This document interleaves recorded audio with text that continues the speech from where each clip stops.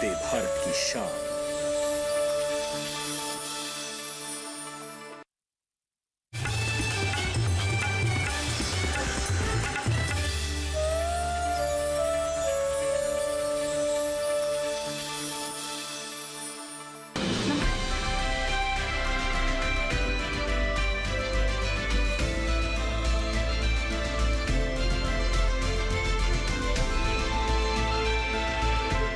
नमस्कार, स्वागत है आपका हमारे विशेष कार्यक्रम में। आपके साथ मैं हूं अंटू सिंह। वर्तमान महामारी के इस दौर में भी हमारे किसानों ने कृषि के क्षेत्र में अतुलनीय योगदान दिया है। इसलिए किसान भाई बहनों को समर्पित हमारे कार्यक्रम आत्मनिर्भर भारत में हम लगातार खेती किसानी और ग्रामीण विकास से जुड़ी हुई ऐसी खबरें आप तक पहुँचा रहे हैं जिसका हमारे किसान उचित इस्तेमाल कर खेती किसानी को लाभकारी बना सके। तो चलिए शुरुआत करते हैं आज के कार्यक्रम की। और आइए अब नजर डालते हैं हेडलाइंस पर। प्रधानमंत्री श्री नरेंद्र मोदी ने अपने रेडियो कार्यक्रम मन की बात में किसानों को बताया कि कैसे करें वो अपनी आय में वृद्धि। सहकारिता पर राष्ट्रीय सम्मेलन का आयोजन। दूरदर्शन किसान की जल शक्ति राज्य मंत्री से खास मुलाकात, जाना कैसे नदियों की साफ सफाई और किसानों के खेतों तक पहुंचेगा पानी। और अब खबरें विस्तार से।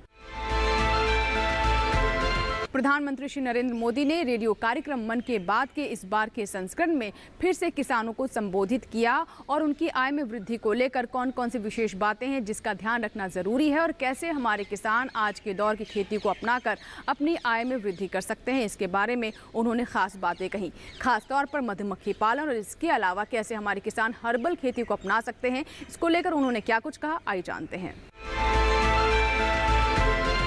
हमारे देश में पारंपरिक रूप से ऐसे नेचुरल प्रोडक्ट्स प्रचुर मात्रा में उपलब्ध हैं जो वेलनेस यानी सेहत के लिए बहुत फायदेमंद है।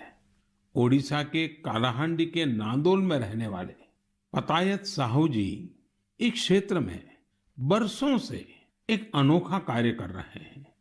उन्होंने 1.5 एकड़ जमीन पर मेडिसिनल प्लांट लगाए हैं। यही नहीं, साहू जी ने इन मेडिसिनल प्लांट्स को डॉक्यूमेंटेशन भी किया है। मुझे रांची के सतीश जी ने पत्र के माध्यम से ऐसी ही एक और जानकारी साझा की है। सतीश जी ने झारखंड के एक एलोवेरा विलेज की ओर मेरा ध्यान दिलाया है। रांची के पास ही देवरी गांव की महिलाओं ने मंजू कश्यप जी के नेतृत्व में बिरसा कृषि विद्यालय से एलोवेरा की खेती का प्रशिक्षण लिया था। इसके बाद उन्होंने एलोवेरा की खेती शुरू की। इस खेती से न केवल स्वास्थ्य के क्षेत्र में लाभ मिला बल्कि इन महिलाओं की आमदनी भी बढ़ गई। कोविड महामारी के दौरान भी इन्हें अच्छी आमदनी हुई। इसकी एक बड़ी वजह यह थी कि सैनिटाइजर बनाने वाली कंपनियां सीधे इन्हीं से एलोवेरा खरीद रही थी। आज इस कार्य में करीब 40 महिलाओं की टीम जुटी है और कई एकड़ में एलोवेरा की खेती होती है। ओडिशा के पतायत साहू जी हो या फिर देवरी में महिलाओं की ये टीम, इन्होंने खेती को जिस प्रकार स्वास्थ्य के क्षेत्र से जोड़ा है वो एक अपने आप में मिसाल है। साथियों, आने वाली 2 अक्टूबर को लाल बहादुर शास्त्री जी की भी जन्म जयंती होती है।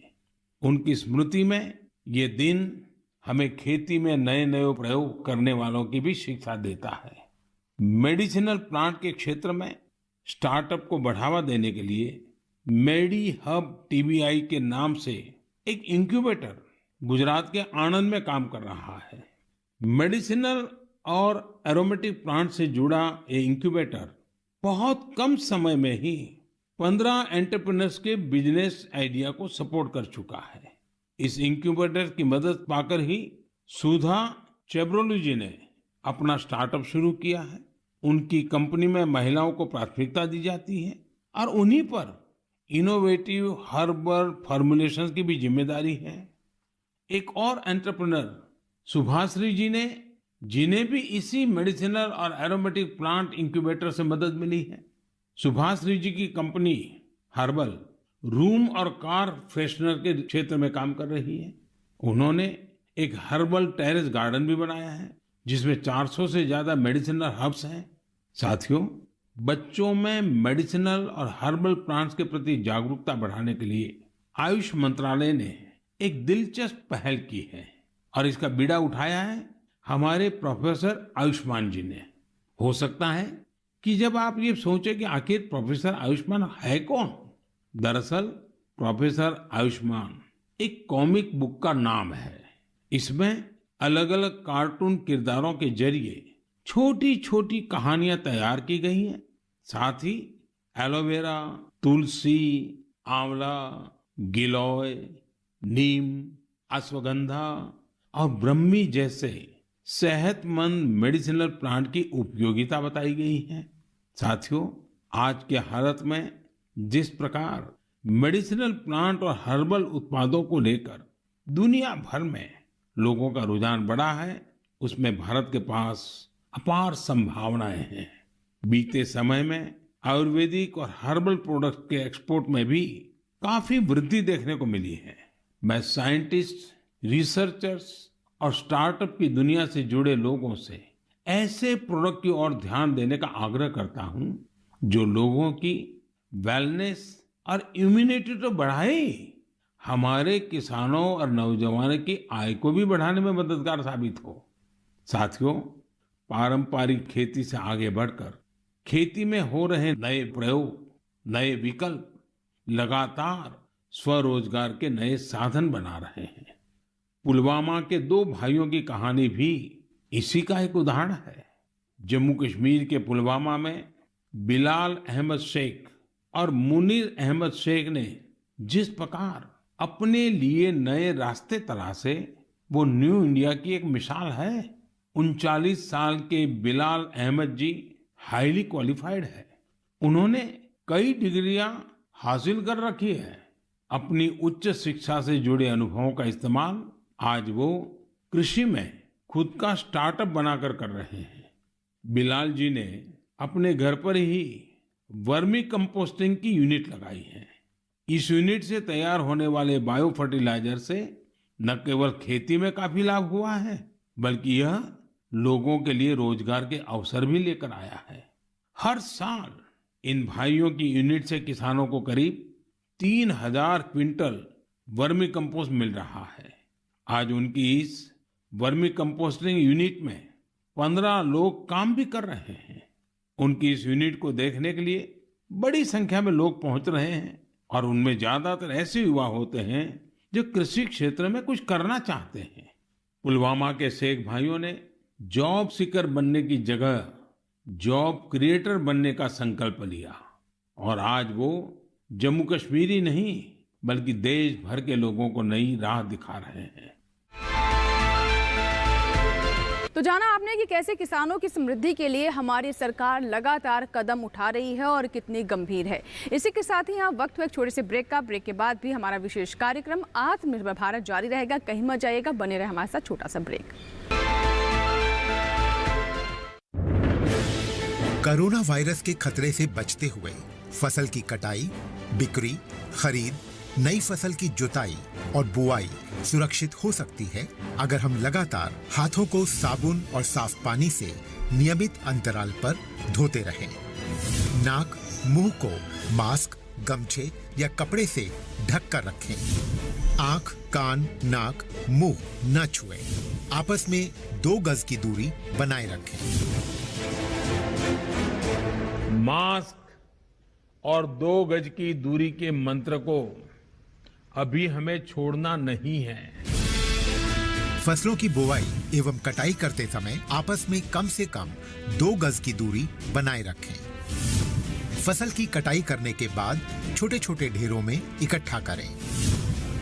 कृषि के औजारों की समय समय पर सफाई करें। एक दूसरे के साथ औजारों की अदला बदली न करें। श्रमिकों के शौचालयों और हाथ धोने की जगह की ठीक से सफाई जरूरी है। बुआई, कटाई एवं मड़ाई के दौरान इस बात का ध्यान रखें कि इन स्थानों के आसपास कोई थूके नहीं। कंबाइन, हार्वेस्टर, थ्रेशर, जुताई और बुआई की मशीनों को इस्तेमाल से पहले साफ करें। मशीनों के इस्तेमाल से पहले और इस्तेमाल के बाद हाथ साबुन से साफ करें। वाहनों, बोरियों, थैलियों और पैकिंग के दूसरे सामान की साफ सफाई पर भी खास ध्यान दें।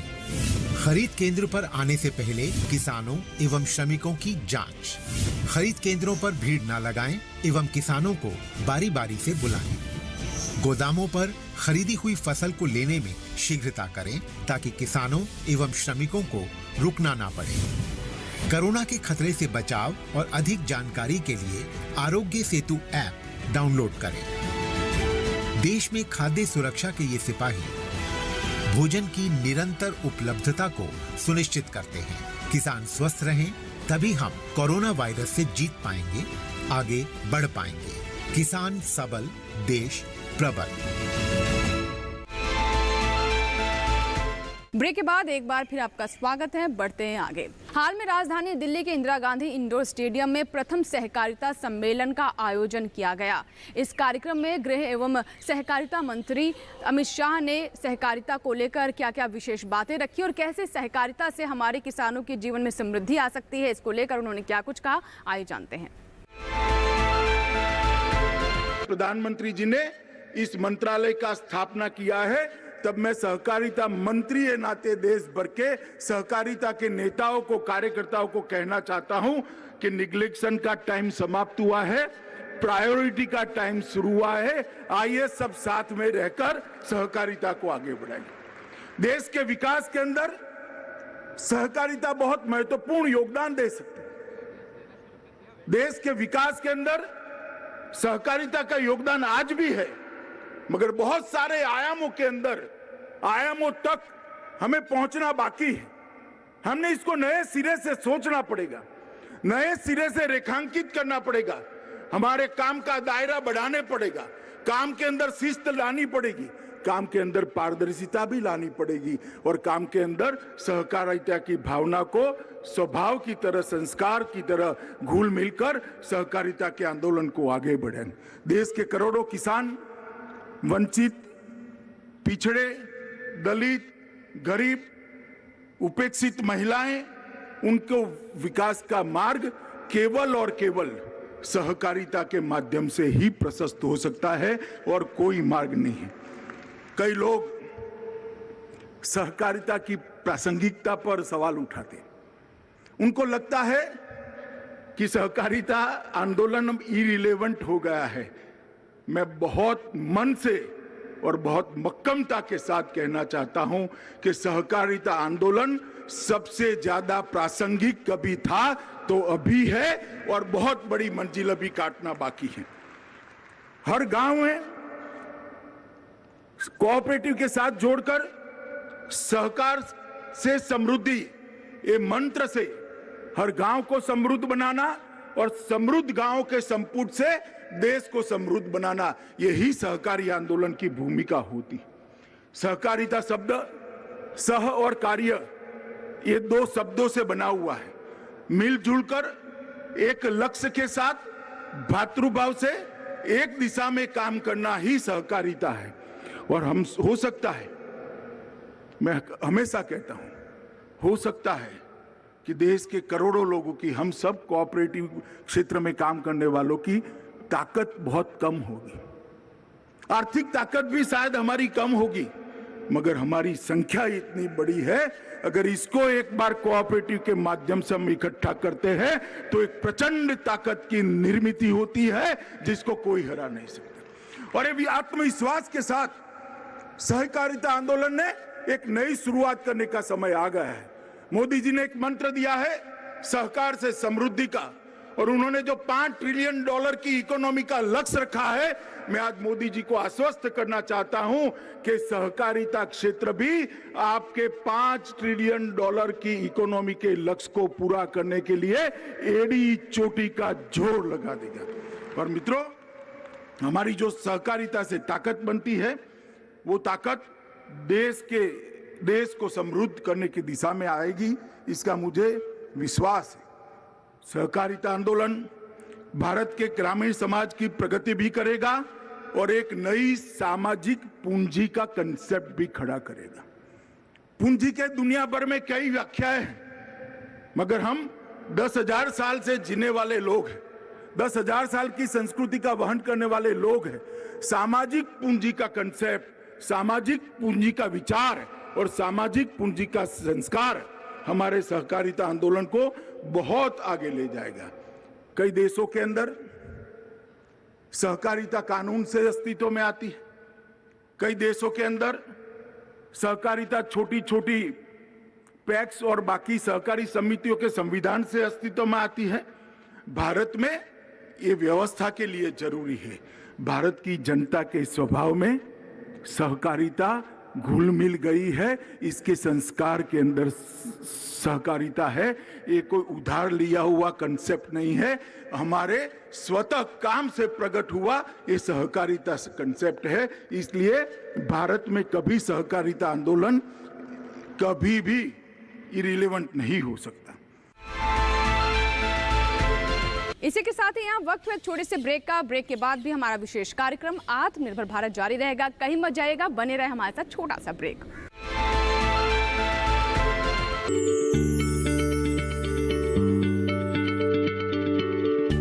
क्या आप किसी बीमारी से परेशान हैं? चाहते हैं डॉक्टर की सलाह? तो हम हैं आपके साथ। बताएंगे आपको जीने की राह। समस्याएं आपकी, समाधान देश के मशहूर विशेषज्ञों के। घर बैठे बात करें देश के जाने माने डॉक्टरों से। हमारे लाइव प्रोग्राम स्वस्थ किसान में हर शनिवार शाम 6 बजे से 7 बजे तक। ब्रेक के बाद एक बार फिर आपका स्वागत है। आप देख रहे हैं हमारा विशेष कार्यक्रम आत्मनिर्भर भारत। केंद्रीय जल शक्ति राज्य मंत्री विशेश्वर टुट्टू से की दूरदर्शन किसान ने खास बातचीत और उनसे जानने की कोशिश की कि नदियों की साफ सफाई और इसके अलावा हर खेत को पानी और साथ ही हर घर नल से जल योजना को लेकर सरकार की तरफ से किस तरह के कदम उठाए जा रहे हैं। आइए जानते हैं इसके बारे में विस्तार से। आज हमारे साथ है केंद्रीय जल शक्ति राज्य मंत्री विशेश्वर टुडू जी हैं। सर, ये आपका जो नया मंत्रालय है और एक नया जिम्मेदारी भी दी गई है सर, और सबसे महत्वपूर्ण मंत्रालय के पूरे देश भर के इससे किसान भी जुड़े हुए हैं, पानी से रिलेटेड है, और ग्रामीण और आपके शहरी क्षेत्र है, सभी से जुड़े हुए हैं। सर, इसको आप किस रूप में देखते हैं? देखिए, ये तो आप जो बोले कि बहुत मैंने इम्पोर्टेंट डिपार्टमेंट है। जब हम होंगे ये जल बिना तो हम लोग बच नहीं पाएंगे कोई भी, इसीलिए बहुत इम्पोर्टेंट है। आप सुबह से उठेंगे फिर सोने तक तो ये पूरा ज़रूरी है।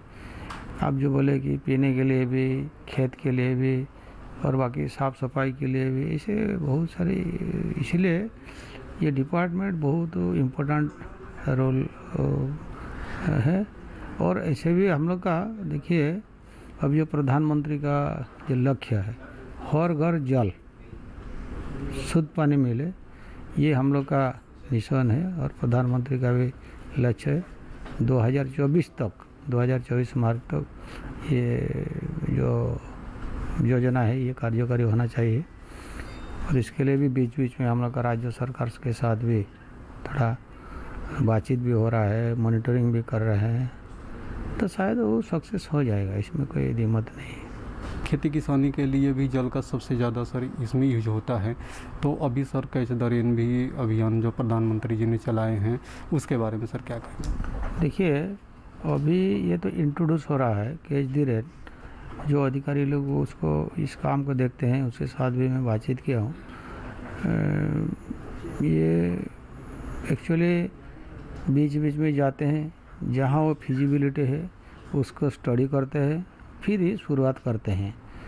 और बाकी पहले ये जो हम लोग का वाटर बॉडी था और नया भी फिर बनता है, तो ऐसे कि हम लोग रेन वाटर को हम स्टोर कर पाएंगे, कैसे वेस्ट ना हो, और खेती की काम में भी हम लगा सकते हैं और बाकी दूसरा कई काम में भी लगा सकते हैं। इसलिए ये इसका मेन मोटो है। और ये धीरे धीरे ये तो शुरुआत हुई है, शायद ये भी जब राज्य सरकार का भी कुछ सहयोग मिलेगा तो ये बिल्कुल सक्सेस होगा। अभी हम ग्रामीण क्षेत्र में देखते हैं कि जो पहले सर ज़्यादातर जो पॉन्ड्स थे या सर जो सरकारी जो ज़मीन पर उसको तालाब के रूप में जो निर्माण कार्य था और वहाँ से पानी खेत के लिए और एनिमल्स के भी पीने के लिए यूज होता था। और आज जो सर देखते हैं कि वहाँ पर उसको गड्ढे को भर दिया गया है और उसको एक तरह से ग्रामीण क्षेत्रों में अब जो पानी इकट्ठा करने का जो स्पेस है वो काफ़ी कम रह गया है। उसको सर किस रूप में देखते हैं और उसके लिए क्या सर योजना? नहीं, इसीलिए हम लोग अभी इसको थोड़ा देखते हैं, जहाँ जहाँ ऐसे हो रहा है उसको पर रिनोवेशन किया जाए। उसको भी सरकार के साथ भी हम लोग बातचीत करते हैं और ये भी काम शुरू हो गया है, बहुत सारी जगह में हो गया है। और बाकी नया वाटर बॉडी भी बनता है, जहाँ जहाँ प्रपोजल है, जहाँ जहाँ फिजिबिलिटी है। इसीलिए ये कोशिश जारी है। ये राज्य सरकार जो थोड़ा इंटरेस्ट लेंगे तो ये बिल्कुल सक्सेस होगा और ज़्यादा भी हम लोग बन पाएंगे और जो वेस्ट होता है पानी इसको हम स्टोर कर पाएंगे। सरकार के जो महत्वपूर्ण योजना एक है कि जो गंगा नदी है जो सबसे पवित्र नदी सर माना जाता है, उसको साफ़ सफाई करना, उसमें जो भी गंदगी है उसको हटाना, सर इसको किस रूप में देखते हैं? नहीं, ये तो प्रक्रिया, ये कंटिन्यूस प्रोसेस है, ये होते जा रहा है। कुछ दिन पहले भी हम लोग जो 5 राज्यों का वो मीटिंग हम लोग बुलाए थे, टॉप ऑफिशियल जो है स्टेट का, तो खाली ये तो क्लीनिंग तो नहीं हो रहा है, क्लीनिंग के साथ साथ भी बहुत सारी एक्टिविटीज़ मैंने को देखने को मिला कि बहुत सारी एक्टिविटीज़ जो स्टेट में नदी बह जाता है, ऐसे मान लीजिए कि फ्लड कंट्रोल के लिए भी तो कुछ होता है, बाकी आपका फार्मिंग भी होता है, ऑर्गेनिक फार्मिंग होता है, प्लांटेशन होता है, टूरिज्म का डेवलप किया जाता है, ऐसे बहुत सारी चीज़ें होता है। इसलिए पहले जो रचना हुआ था शायद ये क्लीनिंग के लिए, लेकिन धीरे धीरे ये बहुत सारी एक्टिविटीज़ भी बढ़ा है और इसको देख के और बाकी नदियों में भी वो क्लीनिंग भी कुछ नदियों में शुरू हो गया है। कुछ ऐसे हम लोग का नॉलेज में आता है, जैसे मैं पिछले बार उड़ीसा गया था, महानदी जो उड़ीसा का लाइफ लेन है, वहाँ भी वो लोग शुरू कर दिए हैं 2-3 जगह। तो इसलिए ये जो शुरू हुआ था, लेकिन इसका प्रभाव धीरे धीरे देश का बहुत सारी नदियों में भी आएगा और अपने आप जनता ने इसको सफाई का काम करेंगे, बहुत सारी संगठन में भी ये काम करेंगे। इसलिए ये एक एग्जाम्पल हो गया है। वाजपेयी जी की जब प्रधानमंत्री थे तो उस समय सारे नदियों पर विशेष रूप से फोकस किया गया था कि कुछ ऐसी नदियां हैं जो सूखने की कगार पर है और कुछ ऐसे है जिसका जल प्रवाह ज़्यादा है और वो फिर समुद्र में चली जाती है। तो क्यों उसको अगर हम जोड़ दें तो जहाँ पर भी कमी है उसको पूरा हो सकता है। उस जो गतिविधि है सर, उसको कहाँ तक आप देखते हैं? नहीं, वो तो एक्चुअली परिकल्पना तो प्रधानमंत्री जी का था। तो जैसे हम लोग इलेक्ट्रिसिटी में ग्रिड सिस्टम जैसे कर रहे थे, ये भी ऐसा एक सिस्टम रचना किए थे, लेकिन बीच में जो उपा सरकार आ गया ये थोड़ा धीरे हो गया, तो स्लो हो गया, इसलिए ये काम को थोड़ा आगे बढ़ा नहीं पाए। फिर भी अभी बहुत सारी जगह में ये स्टडी चल रहा है, डीपीआर बन रहा है और बहुत सारे इश्यूज भी है। इंटर स्टेट का जो मामला आता है, बहुत सारी स्टेट मान लीजिए कि वो पानी छोड़ने के लिए तैयार नहीं है, ऐसे बहुत सारी कुछ प्रॉब्लम है, इसीलिए ये थोड़ा लेट हो रहा है। लेकिन हम लोग राज्य सरकार के साथ भी बैठते हैं और बात भी करते हैं कि देखो ये जो हो जाएगा, ये जो इंटरकनेक्टेड, तो सबको लाभ मिलेगा। अब फ्लड कंट्रोल भी हो जाएगा और पानी का भी कमी नहीं रहेगा। आप जैसे बोले कि जहाँ पानी नहीं है उधर पानी फ्लो हो जाएगा, ये ऑटोमेटिकली ये सिस्टम हो जाएगा, जैसे इलेक्ट्रिसिटी का फ्लो होता है ऐसे हो जाएगा। इसीलिए हम लोग करते हैं, लेकिन इसका अंदर में भी कुछ दूसरा मान लीजिए कि पॉलिटिकल इश्यूज भी आ जाता है ऐसे, लेकिन ये चलता है और हो जाएगा। ये जो राज्य सरकार जो स्टेट में ऐसे कुछ इशू है वो लोग जो कोऑपरेट करेंगे तो ये जल्दी हो जाएगा। इसी के साथ ही हमारे विशेष कार्यक्रम आत्मनिर्भर भारत में फिलहाल इतना ही। आप हमारे YouTube चैनल से भी जुड़ सकते हैं। जी हाँ, डीडी किसान के YouTube चैनल से जुड़ने के लिए आपको इस QR कोड को स्कैन करना है और हमारे इस कार्यक्रम को भी आप YouTube पर देख सकते हैं। इसी के साथ ही दीजिए इजाज़त, लेकिन आप बने रहें दूरदर्शन किसान के साथ। नमस्कार।